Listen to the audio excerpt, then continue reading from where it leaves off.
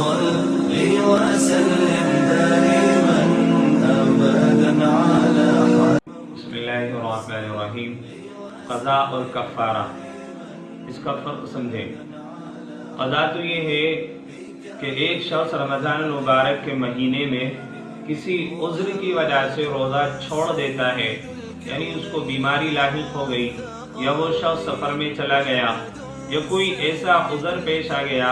جس میں اس نے جان بوجھ کر کے روزہ نہیں چھوڑا بلکہ کسی مجبوری کے تحت اس کو روزہ چھوڑنا پڑ گیا، بیماری کی وجہ سے یا دشمن نے جان بوجھ کر اس پر روزہ اس سے توڑوا دیا گیا، تو ان تمام صورتوں میں اس شخص پر روزے کی قضا واجب ہو جاتی ہے۔ یعنی کہ رمضان المبارک کا مہینہ جیسے ہی گزرے گا، جتنے روزے بھی اس نے مجبوری کے تحت چھوڑے ہیں، مجبوری ایسی جو کہ شرعی مجبوری ہو، تو رمضان المبارک کا مہینہ گزر جانے کے بعد ان روزوں کی وہ قضا کر لے گا۔ ایک روزہ مجبوری کی وجہ سے چھوٹا تھا، 2 روزے چھوٹے تھے، 3 روزے چھوٹے تھے، تو جتنے بھی روزے اس کے رمضان المبارک کے شرعی مجبوری کی وجہ سے چھوٹ گئے تھے، رمضان المبارک گزر جانے کے بعد ان تمام روزوں کی قضا کرے۔ یہ تو قضا ہے۔ اب ایک شخص رمضان المبارک کے مہینے میں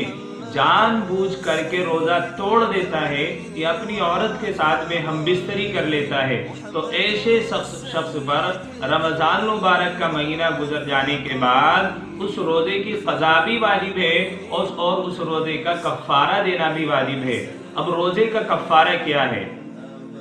رمضان المبارک کے روزے کا کفارہ یہ ہے کہ مسلسل 2 مہینے کی لگاتار روزے رکھے۔ یہ تو یہ غلام بانی آزاد کرے، ہمارے دور میں یہ نہیں ہے، تو 2 مہینے کے مسلسل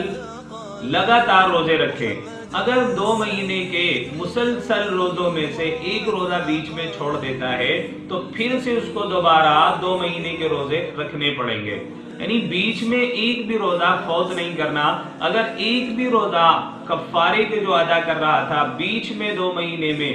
ایک بھی روزہ چھوڑ دیتا ہے تو دوبارہ مسلسل 2 مہینے کے روزے رکھنے پڑتے ہیں۔ رمضان المبارک کے مہینے میں جان بوجھ کر کوئی روزہ توڑ دیتا ہے تو اس پر کفارہ واجب ہے۔ باقی ایام میں یعنی بقیہ پورے سال میں ایک آدمی نفل روزہ رکھنے کے بعد توڑ دیتا ہے تو اس پر کفارہ واجب نہیں ہے بلکہ اس پر صرف قضا واجب ہے۔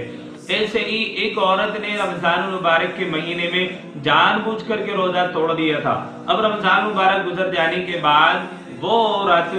اپنا روزہ کا کفارہ ادا کر رہی ہے اور بیچ میں اس عورت کو حیض آ جاتا ہے، تو کیا اس کا حیض آنے کی وجہ سے اس کو دوبارہ سے روزے رکھنے پڑیں گے مسلسل 2 مہینے کے، یا وہ حیض اس کا شرعی مجبوری شمار کی جائے گی؟ تو جن ایام میں عورت کو ماہواری آتی ہے وہ اس کو عذر سمجھے جائیں گے، وہ دن چھوڑ کر کے گزشتہ جو اس نے کفارے کے روزے رکھ لیے، بعد میں جیسے اس کے ایام گزریں گے ناپاکی کے، وہ گزر جانے کے بعد اس دوبارہ سے گنتی وہی اپنی شروع کر لے گی جو 2 مہینے کے مسلسل کفارے کے طور پر روزے رکھتی آ رہی ہے۔ ایسے ہی ایک آدمی تندرست ہے،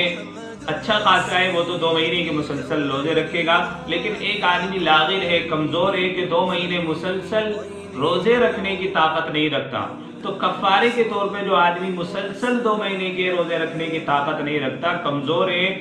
یا بڑھاپا اس پر چھایا ہوا ہے، تو وہ آدمی 60 مسکینوں کو کھانا کھلائے